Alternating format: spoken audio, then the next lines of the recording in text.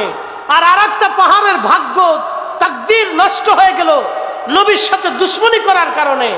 আমরা রাসূলের সাথে মহব্বতের সম্পর্ক রাখার কারণে আমাদের তাকদীর খুলে গেছে। কথা বলেন ঠিক না বেঠিক?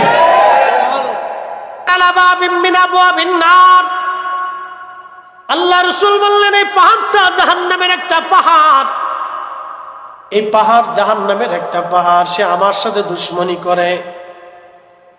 ওই পাহাড়ের পাদদেশ দিয়ে নবীজি হিজরত করে যাচ্ছিলেন। মদিনার ছেলে পেলেরা তারা অপেক্ষায় অপেক্ষমান, কবে নবীজি আসবে। প্রত্যেকদিন সকাল থেকে তারা বসে থাকে, সন্ধ্যা পর্যন্ত বসে থাকে। এইভাবে দীর্ঘদিন চলতে লাগলো। সকালবেলা মদিনার উপকণ্ঠে বসে থাকে, আবার তারা সন্ধ্যায় বাড়ি চলে যায়। সারাদিন বসে থাকে কখন নবী আসবে। হঠাৎ একদিন দেখতেছে সানিয়া পর্বতের পাদদেশ দিয়ে নবীজি আসতেছে। ঠিক এমন সময় আল্লাহর নবীকে দেখার পরে মদিনার ছোট ছোট বাচ্চারা হাতে খেজুর ডালগুলি হাতে নিয়া, খেজুরের ডাল হাতে নিয়া ছোট ছোট বাচ্চারা তারা মদিনার উপকণ্ঠে যায় গাইতে লাগলো, তলা আল বাদরু আলাইনা মিন সানিয়াতিল বেদা ওয়াজাবাশ শুকরু আলাইনা মাদালিল্লাহি দা সালাতুন ইয়া রাসূলুল্লাহ।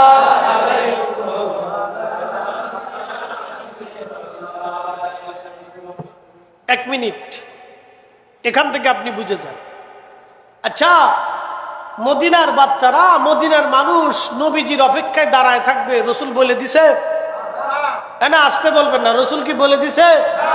আল্লাহ কি বলে দিছিলেন? সাহাবীরা বলে দিছিলেন? নবী আসবে সেই খুশিতে, নবী আসবে সেই খুশিতে রসুল বলে দেন নাই। কোন আইনও ছিল না, সুন্নত ছিল না, রসুল বলে দেন নাই, সাহাবীরাও বলে দেন নাই, আল্লাহ হুকুম করেন নাই। তারা নবী আসবে এই খুশির আতিশয্যে আদিম মানে সন্তুষ্ট হইয়া রসুলের আগমনে বসে থেকে তারা দেখতেছে আল্লাহর নবী আসতেছে।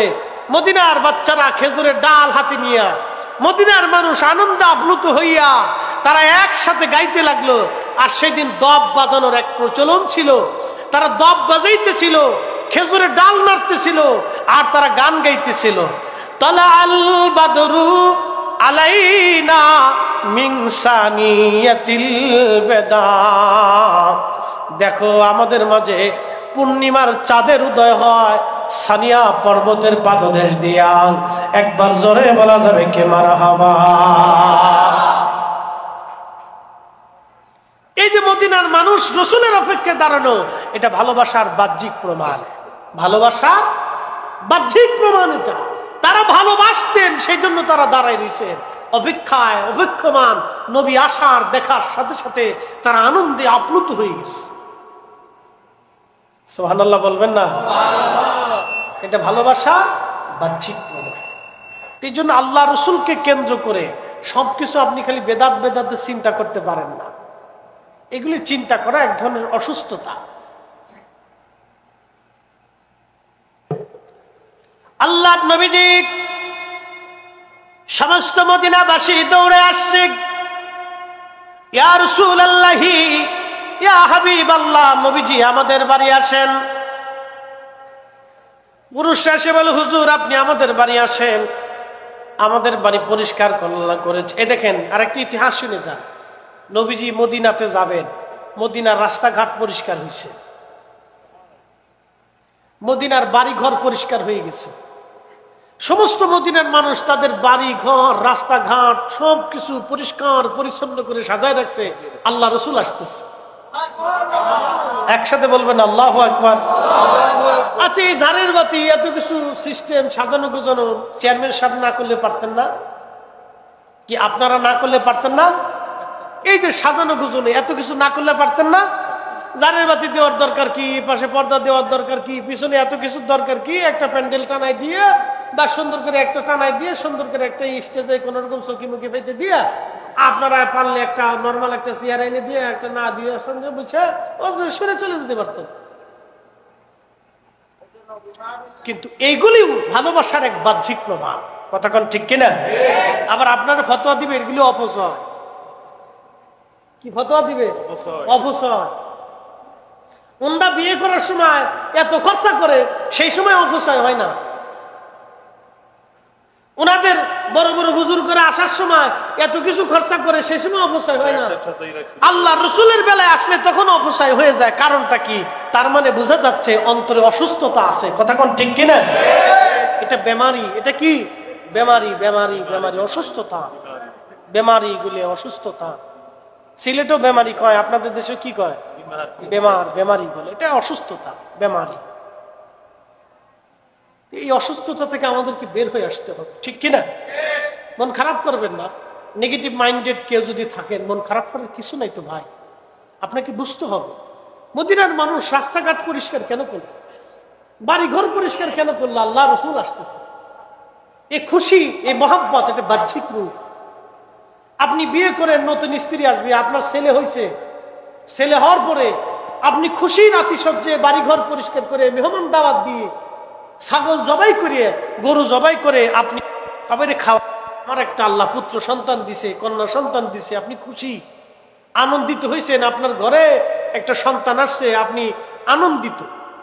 বাড়িঘর পরিষ্কার করে মেহমান দাওয়াত দিয়ে একবারে সাজিয়ে গুজিয়ে আপনি সবাই খাওয়াচ্ছেন। এই সময় আপনার অপচয় হলো না।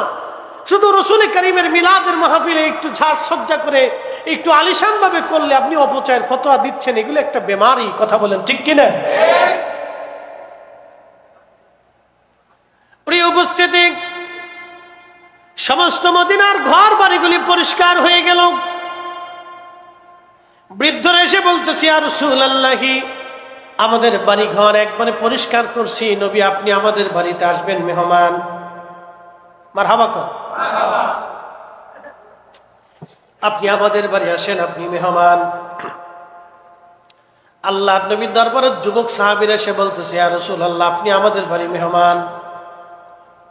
কিশোররা এসে, বালকরা এসে বলে, হুজুর আপনি আমাদের বাড়ির মেহমান, আপনি আসেন, আমাদের বাড়িতে থাকবেন। এই জন্য আল্লাহ রসুল তাদের ভালোবাসায় আপ্লুত হয়ে নবী বলতেন, আল্লাহ আমি মক্কাকে আপনি হারাম করেছেন, মক্কাকে ইব্রাহিম হারাম করেছে, মদিনাকে আমি নবী হারাম করলাম। আমার মদিনাবাসীদেরকে যারা কষ্ট দিবে, আমার মদিনার বাসীদেরকে যারা কষ্ট দিবে, ব্যথা দিবে, তাদেরকে যারা হত্যা করবে, আল্লাহ এই মদিনাতে যারা হত্যাযজ্ঞ করবে, মদিনার মানুষকে যারা কষ্ট দিবে, আল্লাহ আমি নবী তার জন্য বদদুয়া করলাম, আল্লাহ এবং রসুলের পক্ষ থেকে ওই ব্যক্তির উপরে দুনিয়া আখিরাতের লানত। কত কঠিন কথা রসুল বলে গেছেন, সহিহ মুসলিমের হাদিস। ইয়া আল্লাহ আপনি মক্কাকে ইব্রাহিম কর্তৃক মাধ্যমে হারাম করছেন, আল্লাহ মদিনাকে আমি নিজে হারাম করে গেলাম। একসাথে বলবেন আল্লাহু আকবার। এই মদিনার হৌজের ভিতরে যারা আমার মদিনাবাসীকে কষ্ট দিবে, ব্যথা দিবে, এই জন্য মদিনাতে যদি কোনোদিন যাওয়ার তৌফিক হয়, তাহলে মনে রাখবেন মদিনার বাতাসও যেন আপনার কাছে ভালো লাগে।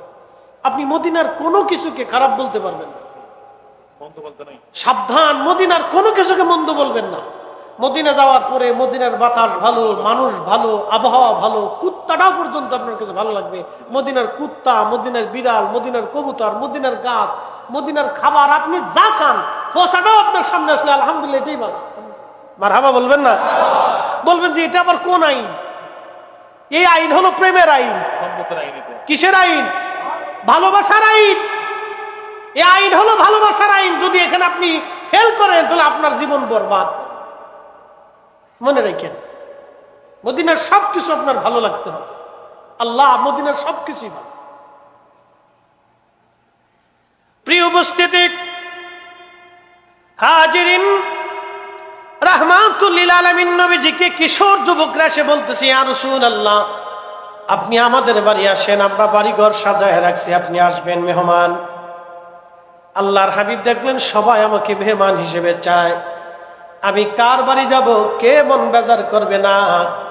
নবী বললেন, আমি আমার উট ছেড়ে দিলাম, আমার উট যার বাড়ি যায় আমি নবী তার মেহমান আজকে হয়ে যাব। উটের নাম কাসুয়া, যার জীবনে কোনো শরীয়ত নাই, শুধু আল্লাহর নবীকে বহন করে নিয়ে চলার কারণে, নবীকে ভালোবাসার জন্য এই কাসওয়া জান্নাতে চলে যাবে। সুবহানাল্লাহ বললেন না? এই কাসওয়া জান্নাতে চলে যাবে। আপনি কি ভাবতেছেন? আল্লাহ রসুলকে কেন্দ্র করে কোনো বিষয়কে আপনি ছোট করে দেখবেন না। এটার প্রতি নিন্দা, মন্দ, অনভিজ্ঞতা মানে অভক্তি যেন আপনার অন্তরে না আসে। আল্লাহর রসুলকে কেন্দ্র করে কোনো বিষয়ে আপনার যেন অভক্তি না আসে। একটা বাচ্চাও যদি রসুলের শান গায়, আপনার অভক্তি যেন না আসে। বাচ্চা দাঁড়িয়ে শান গাচ্ছে রসুলের, ভালো লাগতেছে না আপনার, কিন্তু অভক্তি যেন না আসে। গাচ্ছে, এটা আল্লাহ রসুলের প্রশংসা, আপনার ভালো লাগতে হবে। মারহাবা বলবেন না? এটা হলো প্রেমের, ভালোবাসার বাহ্যিক প্রমাণ। আপনি যে ভালোবাসেন রসুলকে, এটা বাহ্যিক প্রমাণ। ভারতের লক্ষ লক্ষ মানুষ, মুসলমানরা রাস্তায় বের হয়ে গেছে। প্যান্ট পরা মুসলমান, দাড়ি ছাড়া মুসলমান, দাড়িওয়ালা মুসলমান, নামাজ পড়া মুসলমান, নামাজ ছাড়া মুসলমান, কোট গায়ে দেওয়া মুসলমান, জুব্বাওয়ালা মুসলমান, জুব্বা ছাড়া মুসলমান, সব রাস্তায় বের হয়েছে। কারণ কি? তাদের একটা বক্তব্য, হিন্দুদের ধর্মগুরু আমার রসুল সম্পর্কে গালি দিল কেন, বাজে কথা বলল কেন, আমরা তার শাস্তি চাই। এটাও রসুলকে ভালোবাসার বাহ্যিক প্রমাণ। কথা বলেন ঠিক না বেঠিক? এগুলো আল্লাহ রসুলকে ভালোবাসার বাহ্যিক প্রমাণ। দাড়ি নাই কিন্তু ময়দানে দাঁড়াই গেছে, নামাজ পড়ে না কিন্তু রসুলের মহব্বতের পক্ষে ময়দানে দাঁড়াই গেছে, এটা ভালোবাসার বাহ্যিক প্রমাণ। আপনি এটাকে ছোট করে দেখতে পারবেন না। যে বেটা তুই নামাজ পড়স না, তুই আন্দোলন আইছত কে? তুই রোজা রাখস না, তুই আন্দোলন আইছত কে? তোর দাড়ি নাই, তুই আন্দোলন আইছত কে? তোর ফ্যান শার্ট পরে তুই আন্দোলন আইছত কে? না না, এটাকে মন্দ বলতে পারবেন না। এটা রসুল করিমের ভালোবাসার বাহ্যিক প্রমাণ। একসাথে বলবেন না সুবহানাল্লাহ?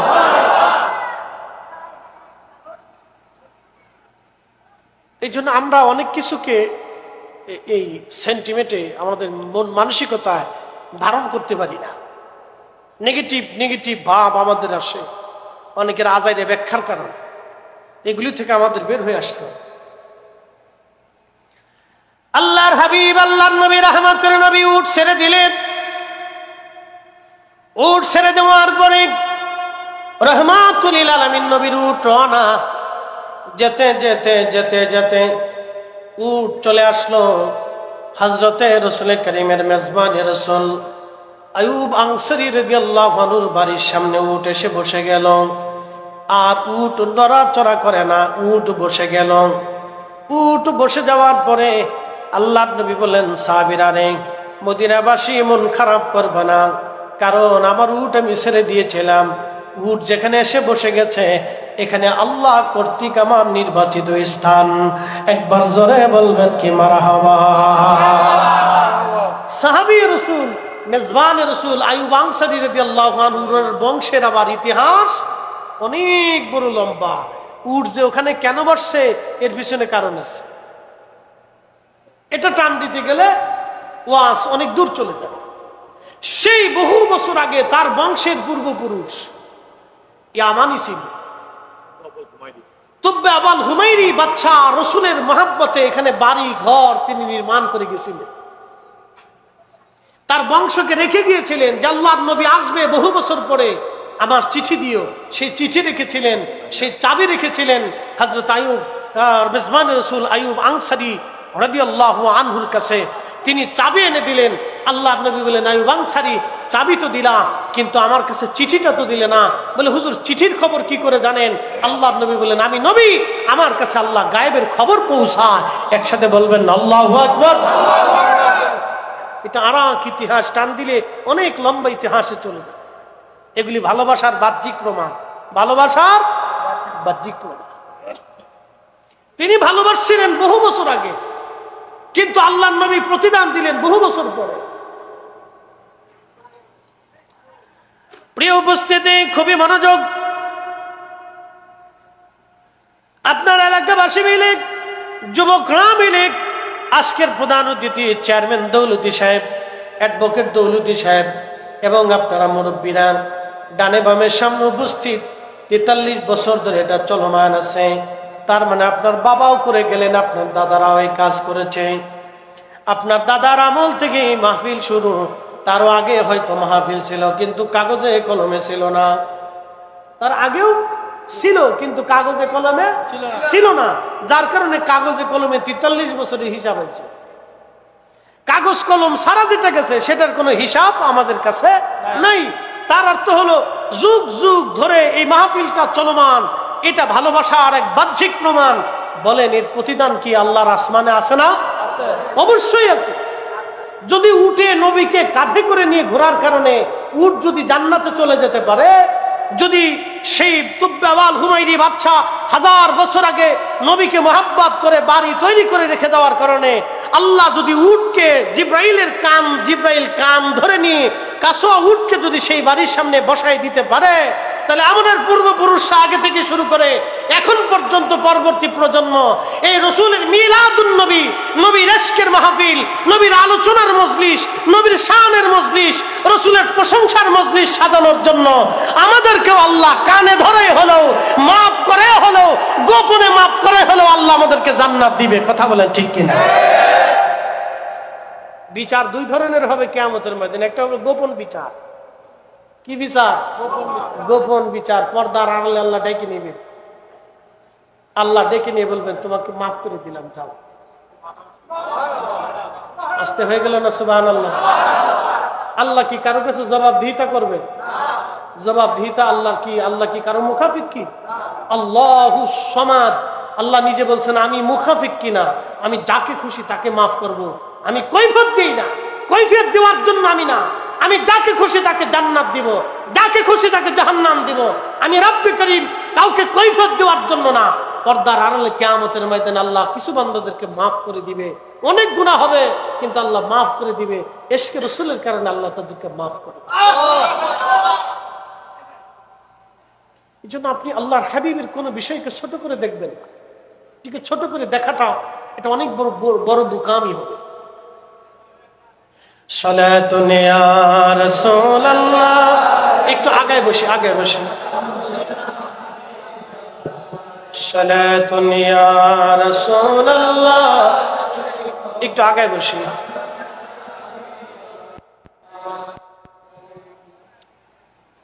আল্লাহুম্মা সাল্লি। একটু আগায়, আগায় একটু চাপ দিয়ে বসে।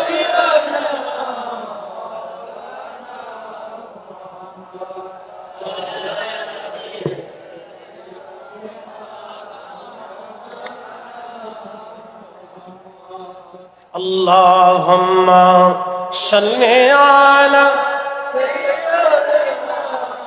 মাওলানা মুহাম্মদ সাইয়্যিদিনা ত্রিভুবনের প্রিয় মুহাম্মদ এলোর দুনিয়ায়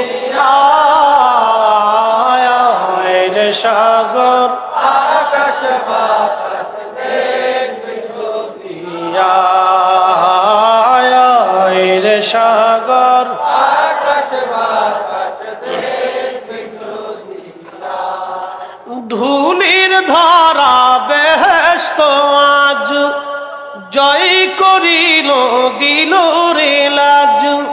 আজকে খুশির ঢল নেমেছে ধূসর সাহারায় রে সাগর আকাশ বাতাস দেখবে দুনিয়ায় রে সাগর আকাশ বাতাস দেখবে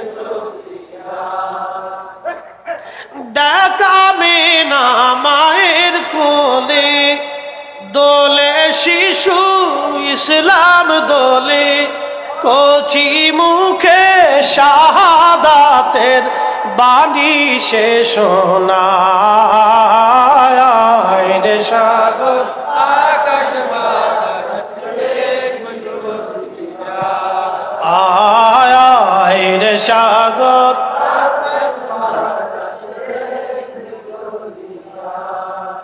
ত্রিভুবনের প্রিয় মুহাম্মদ এলোর দুনিয়ায় রে সাগর আকাশ বাতাস দেখবে দুনিয়ায় সাগর।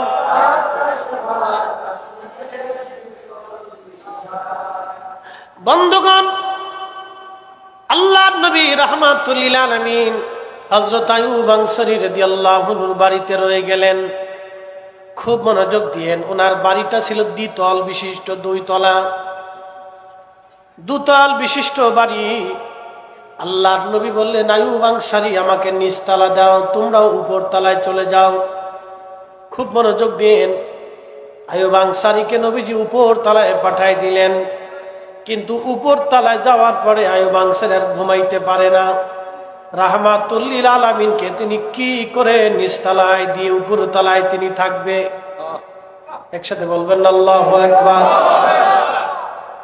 উপর তলায় দিয়ে প্রিয় নবীজি বলেন, আইয়ুব আনসারী নিচতলাতে থাকলে আমার জন্য সুবিধা হবে, কারণ অনেক মানুষ আমার কাছে আসবে, তাদের সাথে দেখা সাক্ষাৎ কথাবার্তা বলা আমার জন্য সহজ হবে। তুমি উপরে চলে যাও।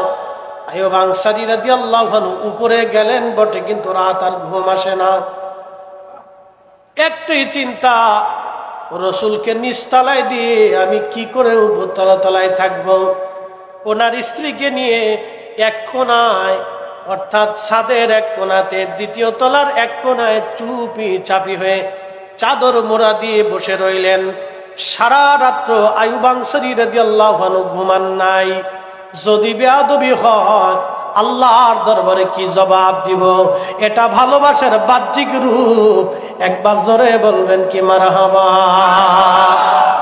আমার দিকে তাকান, এখান থেকে বুঝার অনেক কিছু আছে। তাকে উপর তলায় থাকার জন্য অনুমতি কে দিছে? আল্লাহর নবী দিছে। আল্লাহ রসুলের এজাজত মানে আল্লাহর এজাজত, কথা ঠিক কিনা? তাকে উপর তলায় থাকার জন্য আল্লাহ এবং তার রসুল এজাজত দিছে। কিন্তু এজাজত সত্য তার কাছে ভাল লাগতেছে না। কারণ কি? তার কাছে মনে হচ্ছে আমার রসুল নিচে থাকবে আর আমি উপরে থাকবো, এটা কি করে হয়? আল্লাহু আকবার। এরকম সাহাবী, তারা সাহাবী রসুল। আপনারা আমরা মিলাদুন নবী পালন করলে আমরা এরা অতি ভক্তি দেখা। আরে রসুলের মিলাদের আলোচনার আয়োজনে যান, যদি আমাদের অতি ভক্তি হয়ে যায়, তাহলে রসুলের সাহাবীকে কি বলবেন আপনি? আল্লাহ এবং তার রসুল এজাজত দেওয়ার পরেও তিনি উপর তলায় থাকতে চাচ্ছেন না। তিনি সকাল সকাল নিচে নেমে এসে বলতেছে, ইয়া রাসূলুল্লাহ ক্ষমা করে দিবেন, রাহমাতুল লিল আলামিন নিচে থাকবে আর আমি উপরে থাকবো, আমার জীবন চলে গেলেও এটা হতে পারে না। ইয়া রাসূলুল্লাহ আমি উপরে থাকতে পারবো না, আমরা সারা রাত্র স্বামী স্ত্রী ঘুমাইতে পারি নাই, আপনার রসুলের দরবারে বেয়াদবি হয়ে যাবে। আমরা চুপিসারে এক কোণায় বসেছিলাম, হুজুর আপনি উপরে চলে যান, আমরা নিচে থাকবো। একসাথে বলা যাবে আল্লাহু আকবার। বুঝতে পারছেন? এটা সাহাবায়ে কিরাম। আল্লাহ রসুলের শান্তি এরকম বড় করে দেখতেন। আল্লাহ তার রসুল অনুমতি দেওয়ার পরেও তিনি যান নাই। এবার আসেন, হুদাইবিয়ার সন্ধি চলতেছে, সহিহ বুখারীতে আসছে। তো লেখা হয়েছে সন্ধির ভিতরে মুহাম্মাদুর রাসূলুল্লাহ সাল্লাল্লাহু আলাইহি ওয়াসাল্লাম। মনোযোগ দিন। এটা লেখার পরে কাফেরদের আপত্তি হলো, যদি রাসূলুল্লাহ মেনেই নেই তাহলে তার সন্ধির কোনো প্রয়োজন নাই। তোমরা সন্ধির কাগজ থেকে রাসূলুল্লাহ শব্দ কেটে দাও, মুহাম্মদ ইবনে আব্দুল্লাহ বা অন্য কিছু লিখে দাও, কিন্তু রাসূলুল্লাহ শব্দ থাকবে না। দেখেন, আল্লাহর নবী হযরত আলী রাদিয়াল্লাহু আনহুকে ডেকে বললেন, আলী তুমি রাসূলুল্লাহ শব্দ কেটে দাও। সুবহানাল্লাহ বলবেন না? নির্দেশকে দিলেন আল্লাহ এবং তার রসুল, তুমি রাসূলুল্লাহ শব্দ কেটে দাও। নির্দেশকে দিলেন আল্লাহ এবং তার রসুল। এই নির্দেশনা আসার সাথে হযরত আলী রাদিয়াল্লাহু আনহু বললেন, ইয়া রাসূলুল্লাহ, যেই রাসূলুল্লাহর উপরে আমি ঈমান আনছি ওর আমার জীবন চলে যাবে, ওই শব্দটা আমি আলী কাটতে পারবো না। চিৎকার মেরে বলেন না ইয়া রাসূলুল্লাহ, আল্লাহুম্মা সাল্লি আলা।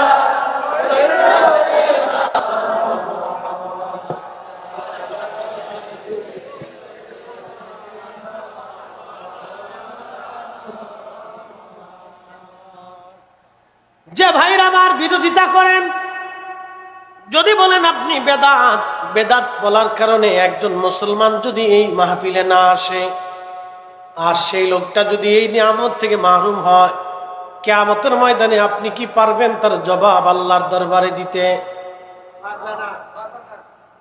বলেন, যদি আল্লাহ জিজ্ঞেস করে যে তোমার কারণে আমার রাসূলের একজন উম্মত দুরূদ শরীফ থেকে বঞ্চিত হয়েছে, দোয়া থেকে বঞ্চিত হয়েছিল, জিকির থেকে বঞ্চিত হয়েছিল, মাহফিলে কোরআন সুন্নাহর আলোচনা থেকে সে বঞ্চিত হয়েছিল, তুমি তাকে 2 ঘন্টা আল্লাহর জিকিরের মজলিস থেকে বঞ্চিত রেখে মাহরুম করে দিছো।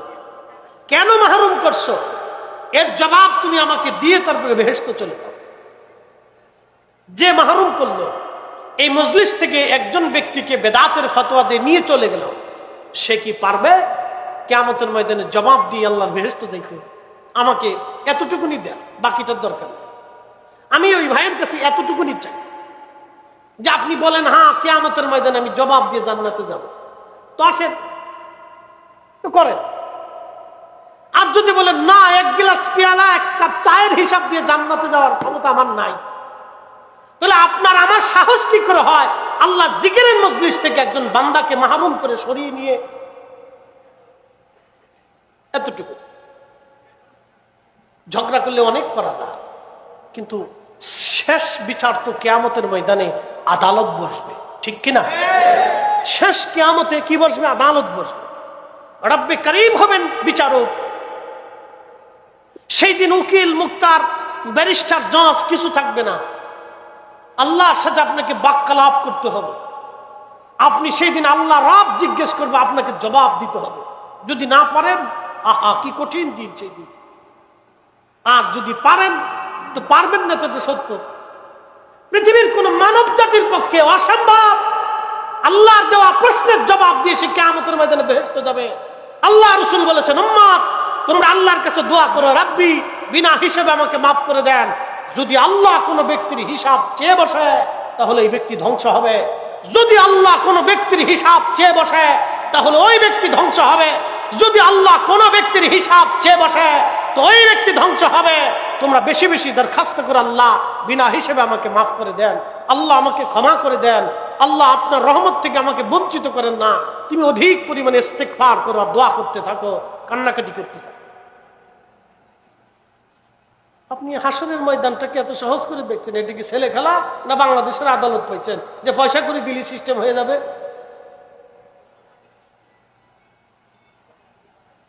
যদি রব জিজ্ঞেস করে তুমি এই মাহফিল থেকে একজনকে কেন সরিয়ে নিচ্ছে, জবাব দাও। পৃথিবীর কোন ব্যক্তির পক্ষে অসম্ভব জবাব দিয়ে সে জান্নাতে যাবে। কেন? এই মাহফিলে সন্ধ্যা থেকে এই পর্যন্ত দুরূদ শরীফ হচ্ছে, আল্লাহর জিকির হচ্ছে, দোয়া হবে, কোরআন সুন্নাহ থেকে আমরা আলোচনা করতেছি, মজলিসে বসে গেছি, নাদউল্লাহ হচ্ছে, নাহমাদুহু হচ্ছে, আল্লাহর জিকির হচ্ছে, আল্লাহর হামদ হচ্ছে। আল্লাহ যদি জিজ্ঞেস করে তা আমার হামদ থেকে, আমার জিকির থেকে তোমাকে বান্দাকে মাহরুম করতে কে অনুমতি দিয়েছে? তো বলো, জবাব দিয়ে দাও। শেষ। আপনার সাথে আমার আর বহসের দরকার নেই, ঝগড়ারও দরকার নেই। যদি আপনি মনে করেন যে কিয়ামতের ময়দানে আপনি জবাব দিতে পারবেন তো আপনি ফতোয়া দিতে থাকেন।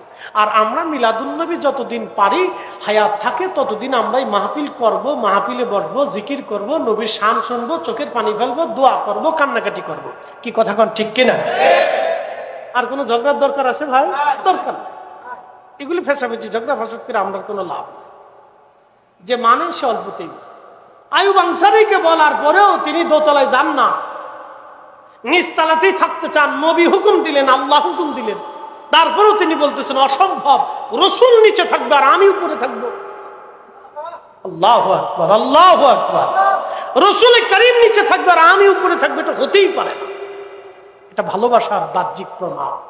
রাসূলের মহব্বতকে আপনি ছোট করে দেখতে পারেন না, আল্লাহর হাবিবের কোন মহব্বতকে আপনি ছোট করে দেখতে পারেন না। দেখলে আপনার জীবনে ভুল হয়ে যাবে। রাসূলের দরবারের কোন আদাবকে আপনি ছোট করে দেখতে পারেন না, দেখলে আপনার ভুল হয়ে যাবে। ইমাম মালিক রাহিমাহুল্লাহ 80 বছর মদিনায় জুতা পরেন নাই। আপনি কল্পনা করতে পারবেন? এখানে অনেক হাজিরাত আছেন, অনেক মদিনাতে গেছেন, মদিনাতে অনেকেই গেছেন। 80 বছর ওনার হায়াতের 80 বছর উনি মদিনাতে জুতা পরেন নাই। আপনি কল্পনা করতে পারবেন 5 মিনিট কেন 1 মিনিট আপনি জুতা ছাড়া মদিনা রাস্তা দিয়ে হাঁটতে পারবেন না। আপনার পা ফসকা পরে ঘা হয়ে চামড়া ছিলে পরিষ্কার হয়ে যাবে পা। 80টা বছর একজন মানুষ একাধারে জুতা পরেন নাই, নিজের জন্য আইব করে নিলেন, নিজের জন্য এটাকে একবারে কি করে নিলেন, মানে বিধান করে নিলেন, আইন করে নিলেন যে উনি জুতা পরবেনই না, থুতু ফেলবেনই না, পায়খানা পেশাব করবেনই না। নিজের জীবনে এটাকে আইন করে নিলেন, বাধ্যতামূলক করে নিলেন। একজন ইমাম, 4 ইমামের এক ইমাম, 4 ইমামের এক ইমাম, পৃথিবীর 4 আলেমের এক আলেম। উনাদের এলমের কাছে পৃথিবীর কোন আলেমের এলেম নাই। উনাদের আমলের কাছে পৃথিবীর কোন আলেমের আমল নাই। পৃথিবীর 4 আলেমের এক আলেম ইমাম মালিক 80 বছর মদিনাতে জুতা পরেন নাই। জিজ্ঞেস করা হলো কোন দলিলে, উনি জবাব দিলেন কোন দলিল নাই। যেই মাটির নিচে আল্লাহর নবী ঘুমিয়েছে, আমি মালিকের সাহস কি করে হয় এই মাটির উপরে জুতার স্যান্ডেল পাই দিয়ে আমি হাঁটবো? আপনি আল্লাহ রসুলের শানকে ছোট করে দেখেন কেন? লজ্জা করে না? আপনি রসুল কারীমের কোন বিষয়টাকে ছোট করে দেখেন কেন? আপনাকে লজ্জা করা উচিত যে বিশ্ববিখ্যাত আইম্মে কেরামরা পর্যন্ত হিমশিম খেয়ে গেছে আল্লাহর নবীর এই অফুরন্ত ভালোবাসার জন্য, এই বাহ্যিক ভালোবাসার জন্য। আল্লাহর নবী খুশি হয়ে তার সাথে স্বপ্নে 100 বার দিদার করে দিতেছে। জান্নাতুল বাকিতে তিনি ঘুমিয়েছেন। তাও ইন্তেকালের আগে উনি ওসিয়ত করে গেলেন, হে মদিনার মানুষ, আমি ইন্তেকাল হয়ে যাব, সবার কবর বুক পর্যন্ত হয়, আমার কবর মাথা পর্যন্ত দিবে। বলে হুজুর কারণ কি? বলে রসুল করিম বরাবর যদি আমি হয়ে যাই তাহলে বেয়াদবি হয়ে যাবে, আমি নবীর কদমের নিচেই থাকতে চাই। আপনি কোন মাসালায় ধরবেন বলেন তো? কোন দলিল এটা ধরবেন বলেন তো? এটা এশকে রসুল। এটার জন্য না দলিল সাবমিট করে নাই, শুধু রসুলকে কেন্দ্র করে এশকে রসুল। আমি সামনে আসতেছি, ওহুদে চলে যাচ্ছি, জানতে চাইছে ওহুদের আলোচনা। এবার মহাব্বতে জাতির দিকে চলে যায়। এতক্ষণ মহাব্বতে সিফাতি নিয়ে আলোচনা করছি, এবার মহাব্বতে জাতির দিকে চলে যায়। যুদ্ধ হচ্ছে ওহুদে, প্রচন্ড যুদ্ধ। মাত্র 700 মুসলমান, 3000 কাফেরের বিরুদ্ধে যুদ্ধ হচ্ছে, প্রচন্ড লড়াই। এই লড়াইতে 70 জন সাহাবী শহীদ হয়েছিলেন। আহা, নবীর কলিজার টুকরা 70 জন সাহাবী শহীদ হয়েছেন। আল্লাহর হাবিবের প্রিয় চাচা আমির হামজা রাদিয়াল্লাহু আনহু ইহুদে শহীদ হয়েছেন। আপনি কল্পনা করতে পারবেন নবীর দুঃখে সুখে ডানে বামে যিনি বর্ম হয়ে ঢাল হয়ে দাঁড়িয়ে থাকতেন, আল্লাহ রসুলের সুখে দুঃখে কঠিন সময় যিনি ঢালের মতো শক্ত হয়ে আমির হামজা দাঁড়িয়ে থাকতেন, সেই চাচা উহুদের যুদ্ধে শহীদ হয়েছেন।